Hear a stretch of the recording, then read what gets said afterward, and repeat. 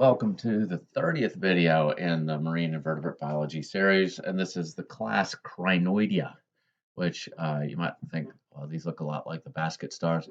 They're actually something called feather stars, and then another thing called sea lilies. They look similar because they have a similar life cycle. All right, so this is another picture of what you'll see when you're diving around Tuhu and other places. Although this is a tropical one, this is the shape of a feather star. See forests of these arms poking out sometimes.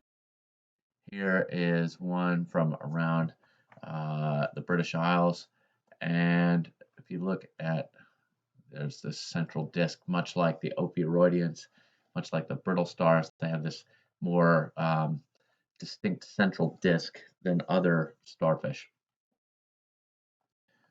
We are talking about feather stars and sea lilies. The sea lilies are the last Echinodermata that don't really move around ever. They are stuck to one place. They can move, but for the most part, the sea lilies are just stuck in one place, whereas most of the other echinoderms are pretty mobile.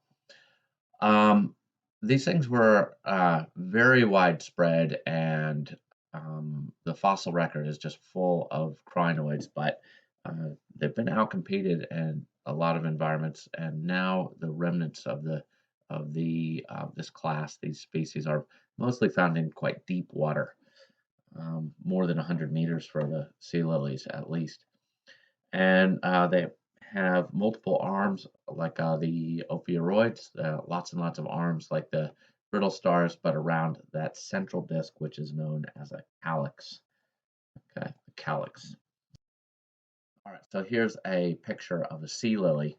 The interesting thing about these ones is they're on these long stalks, so these things attach, but then the they move up on it's like a flower on a long stalk that elevates the filter feeding apparatus up into the water column a bit more.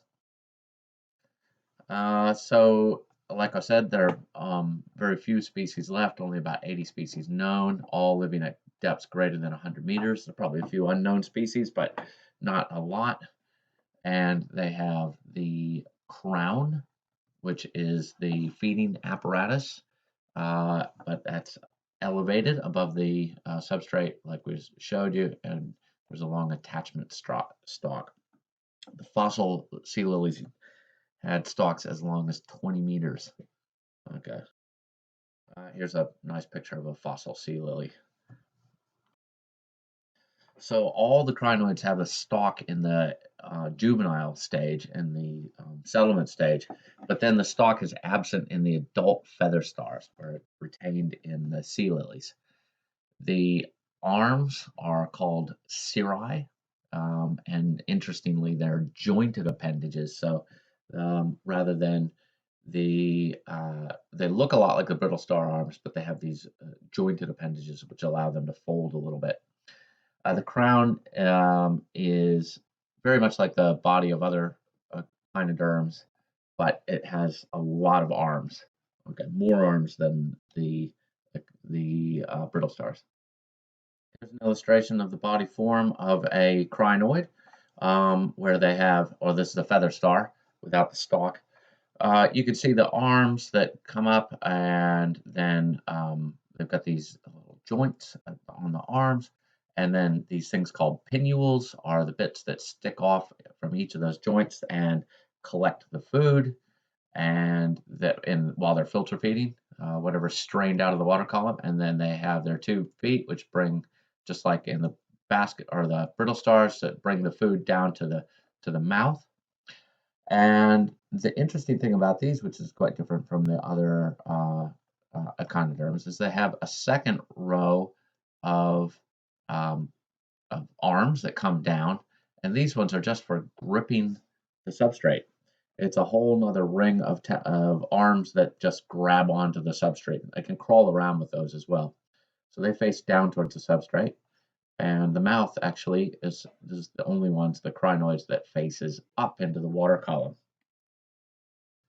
So the arms have the pinnules, like we said, covered in these things called lappets, which you probably don't really need to know.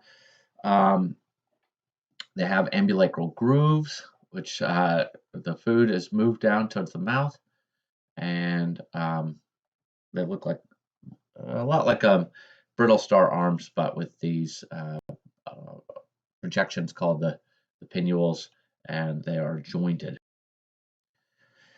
So the arms are oriented into the current, and they sling mucus between these things called papillae on the podia. They're passed into the ambulacral groove, passed down to the mouth, and as again we said, the mouth is oriented upwards. It doesn't face the substrate, much differently than the other. And here's a nice picture of these cirri.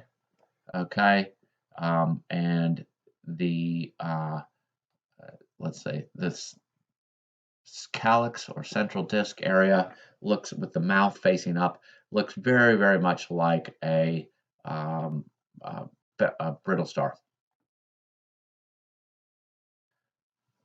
Okay, and again, like we said, the only one that's the oral side is facing away from the substrate. They have a one-way gut, but the anus is located on the oral surface, and that makes sense because you want the. All right, so they can't see lilies, they can't move as they're attached to the substrate, but the feather stars will actually crawl and swim over short distances. So sorry about the different color, but there's a link on this one on the PowerPoint if you download the PowerPoint. But I've also put this link to watch feather stars swimming on Moodle. And that is the end of all of the Echinodermata. We'll see you in the next phylum.